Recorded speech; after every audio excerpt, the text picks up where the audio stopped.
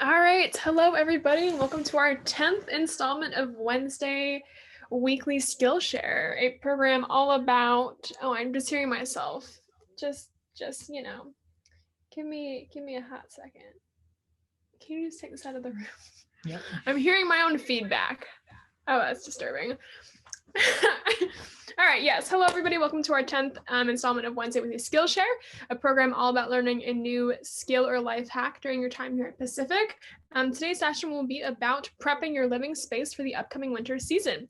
You will get a personalized and in-depth tour, basically, of my house, and our guest speaker house is Enzo. So I will be transitioning to a different camera angle. That's creepy. Yes, thank you, Enzo. For all you who do not know who I am, I introduce myself every week. My name is Amber Matier. I use she, her pronouns, and I'm the graduate assistant of competitive sports and outdoor rec at Pacific Recreation. This session will be recorded live and posted to our YouTube playlist later. So if you missed any of the Wednesday Weekly Skillshares or just want to look through our catalog, they are always on our YouTube channel at Pacific Recreation or at Pacific Rec. The session is also live on Facebook, so I will be at the very end of the session checking in on our Zoom and our Facebook comment boxes. So if you have a question throughout the presenter's time, you can just drop them in there and I will get to those at the end of the session. As a future plug, next week's session will be at 1 p.m. and we'll be on live planning with a veteran from Pacific, Stan. So that will be fascinating. And I think at this point, we will turn it over to our other camera. I will turn this camera off and we will get started with today's episode. Hello, everybody. So glad to be here in my house. We're going to take you guys on a little tour of some hacks for the winter just to get ready. I am not from California, so I took it upon myself to say, you know what? Kind of like to be frugal and financially responsible when winter's coming along. So we're going to go through some first PG&E recommendations for energy saving and conservation and just overall safety. So the first thing is going to be replacing your dirty air filters. Ours is right here. Got a little dust on it right now, but I think underneath it was replaced not too long ago, but we'll probably take it out in the next week or so and give it a look. Just to make sure everything is good, prevents fire hazards and prevents any other safety with air quality coming through the entirety of the house. Us having a two-story house, it's even more important because there's a lot more space. So the more clean you keep those, the better your air quality is going to be and the safer and better your health will be. We're going to transition here to the thermostat. Getting into the winter months, it's important to keep the thermostat set to heat 30 minutes before people arrive and off 30 to 60 minutes before they leave. And during the winter months, when it starts to get cold, you don't want to set it any higher than 68.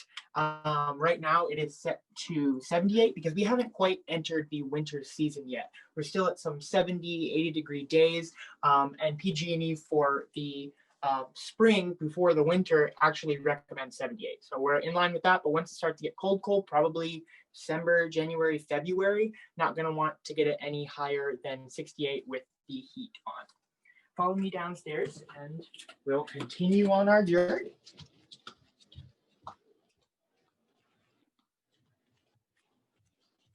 Another PG&E recommendation is to keep your shades kind of closed and your blinds at night so that you can kind of retain the heat. And when it's warm and sunny during the day, go ahead and open them up so the sun can come in and warm up the house. Oh, you know what? No, we'll go.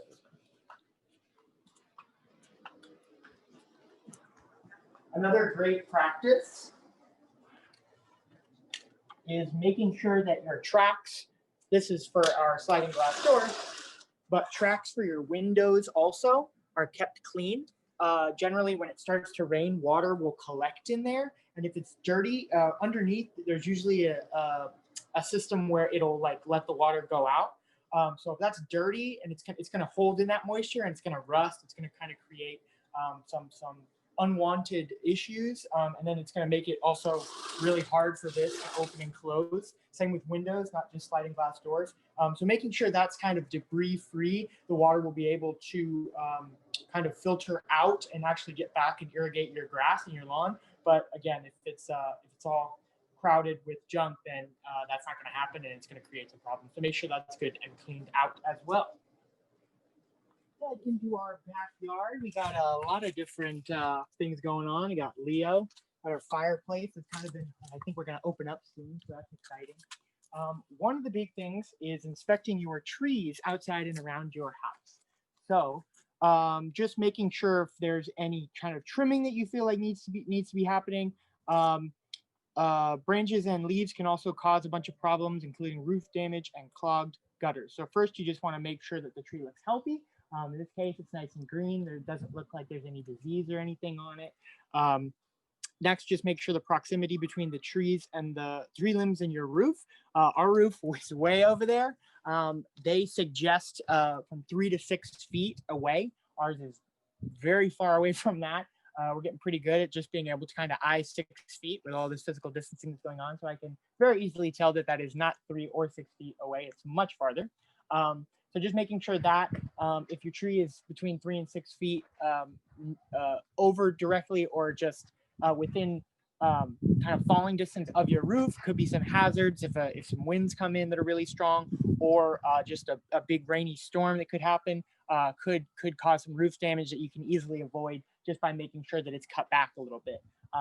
If this is a job that seems like it's a little bit more than what you bargained for, it's a little too high, or it would be a little too hard to get up the tree, you can call the city. You can also consult arborists or just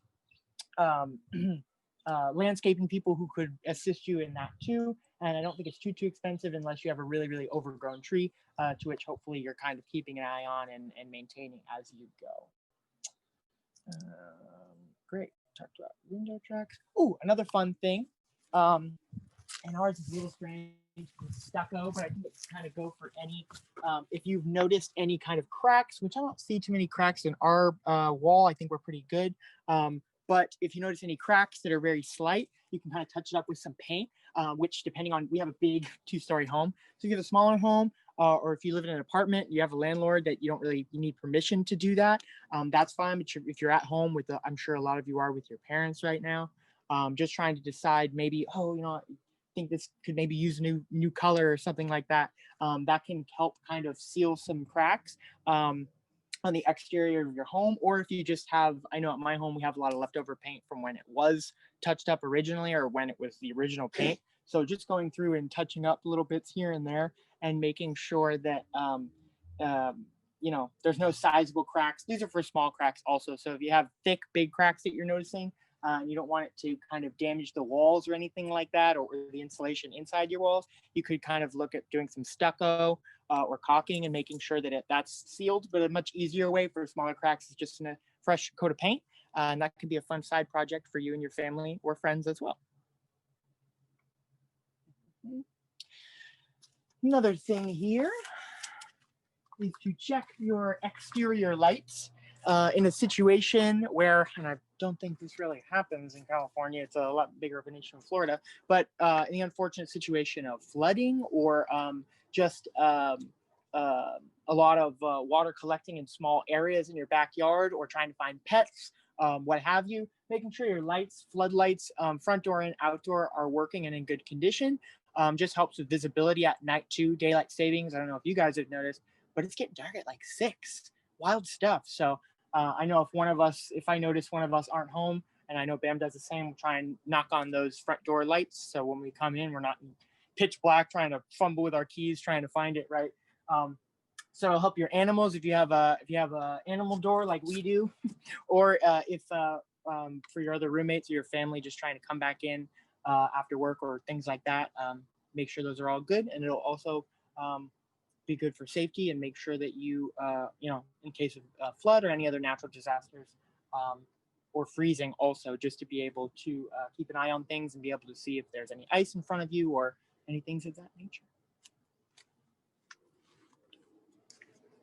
Heading back inside for one of our last stops. We are gonna go into our garage.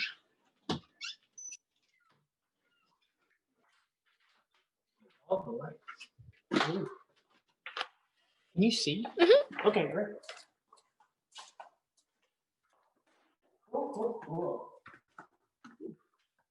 Okay, so this is our irrigation timer.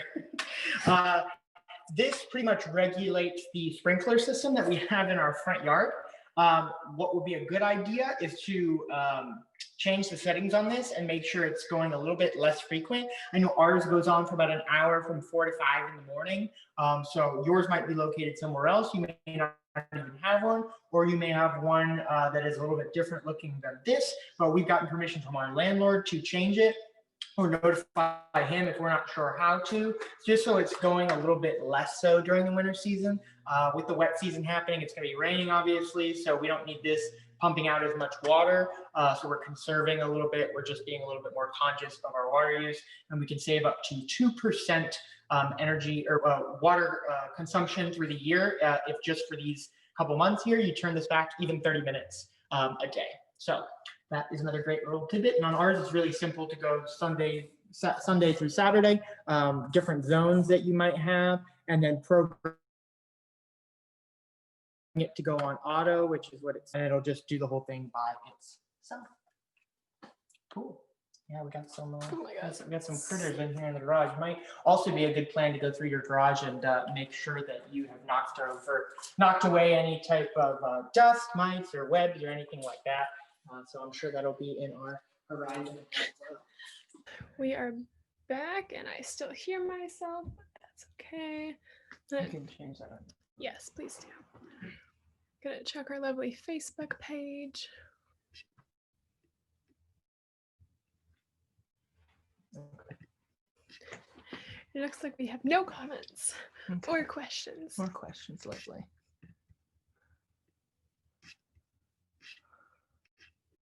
Yes, that is okay. We have no questions. Oh, technology is really replace pin. There we go. Great. I guess my question for you, Enzo. So yes. you have been in California for one winter season. I have. Last winter season. Yes. What did you what was surprising about the winter season of last year? Well, Florida's wet season is the summer. So that was strange because one of our most dry seasons is the winter. So it's just weird it's flipped here. So it's kind of interesting because being in the winter, I am usually not thinking about rain at all. It is like the least rainy season that we have in Florida. So thinking about that, in my mind, I was like, oh, we'll be able to like open the windows and stuff like that. And you can, but when it started to like rain really hard and I started to get little puddles in my windowsill, I was like, what's going on? I mean, I knew it had to rain eventually. I just didn't think it was going to be winter, right? So that was an interesting thing I learned. Fascinating. Yes. Cool. Very fascinating. Well, I think we can end this episode early. A little early, so we can all get back to watching the results of the election come through. Fabulous. I hope you all enjoyed a quick tour of our household. I feel like each week you get to see a little bit more, especially last week with the pumpkin carving. This week with this, you really just, It's a home tour. Yeah, and if you want more of basically home tours of us, we're posting into our Pacific Rec Instagram. Sometimes not, but those story posts, you get to see more of us. And again, our future plug of next week being a 1 p.m. session with Stan from the Veterans Resource Center, and he will be going over life planning through the eyes of a veteran in also celebration of Veterans Day. So that's next Wednesday. Who'da thunk? I mean, who'da thunk? Who'da thunk? Thank you all for joining us on Facebook Live or Zoom, and until next week, have a lovely Wednesday.